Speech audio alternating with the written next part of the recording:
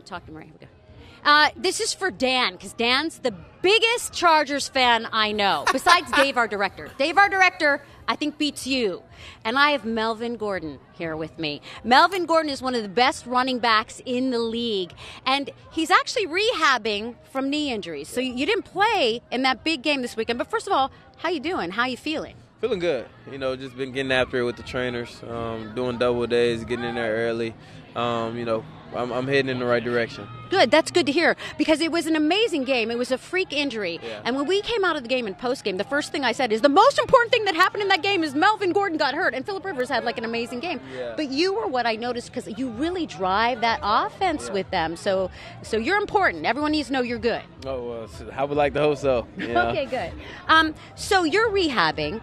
The Chargers had that huge win in Pittsburgh, and you weren't there. You were back here rehabbing off the injury. I bet you wish you were there. I definitely wish I was. To just be a part of that atmosphere, the guys coming back, especially winning it, and the guys just telling me the stories, how I was just so amped, man. You live to play in games like that. Yeah, it was an amazing win. Not a lot of people expected. People still are sleeping on the Chargers, Melvin. They're still sleeping on you guys. They're not ready. I want to get back to that in a little bit, but first I want to ask you about today, because here you have a star running back, one of the best running backs in the NFL, and today when you're rehabbing, you're trying to get better so you can get back with the team because you're injured right now. You're spending how many hours today out here at StubHub Center with kids, helping them get bikes and doing this really special thing for them this year? Tell me about it.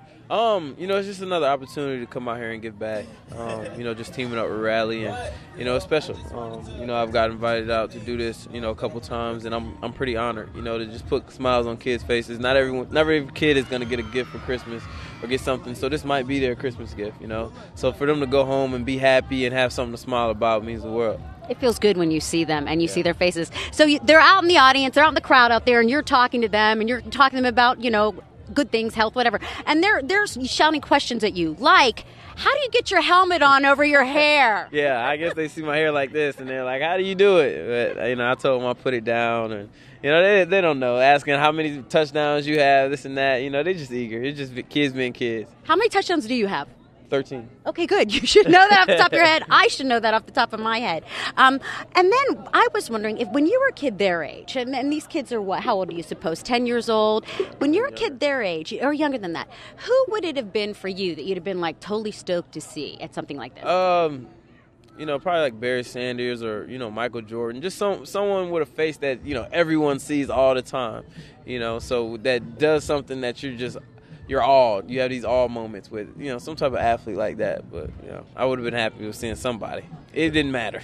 They're going to remember you, though, because as a kid, when you're that age and one of the players from one of the teams come out, they'll remember this, probably the rest of it. You just made Charger fans out of all of them is the point, right? Yeah, yes, ma'am. I like to hope so. And even if I didn't, like kids will be kids, and even if I didn't reach out to every single one, I know a few heard me. So that's the big goal. Good. I'm happy to hear it. Let's go back to you guys in that game. So you weren't there. You're back here. You were tweeting during the game because I was paying attention to you. And then I found out later, they had to have a couple of the younger guys step up in your absence. That right before the game, you sent a text into them to kind of encourage them. What did you say? Just all summed up, just motivating those boys, just telling them to be ready and embrace the moment. And, the biggest one was just letting Watt know to lead the group out there, lead those boys. I'm not out there to give the pump up the games, the pregame speech.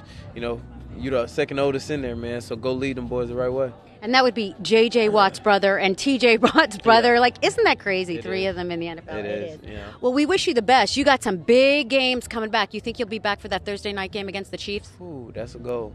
That's a goal. That's ma'am. Okay, we want you to get better. and go Chargers. You guys are doing great. All right, that wraps it up for us from here. How about that, guys? Back to you. We want him back on the field as soon as possible. A lot of people pulling for him.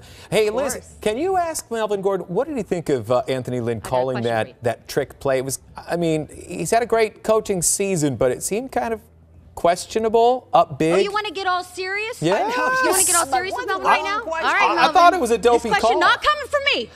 Coming from Dan. Yeah. On the play where you hurt yourself, and I will remember this, Jackie Slater and Vince Ferragamo are my analysts, and they were critical of Anthony Lynn or whoever it was, Ken was in calling the play with that little, I think it was you guys reverse.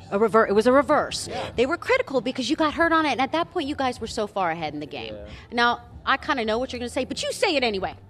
What did you think of it? Oh, I mean, obviously, I didn't like to play. I got hurt on it. So I didn't like to play. And, you know, I'm not here to throw anyone under the bus, but, you know, the coaches told me it wasn't the brightest of plays. Oh, they did? Yeah, they apologized, you know, and said it probably wasn't the best play to call at that moment. But, you know, at the end of the day, it's football. It just it happens. You know what I mean? Yeah.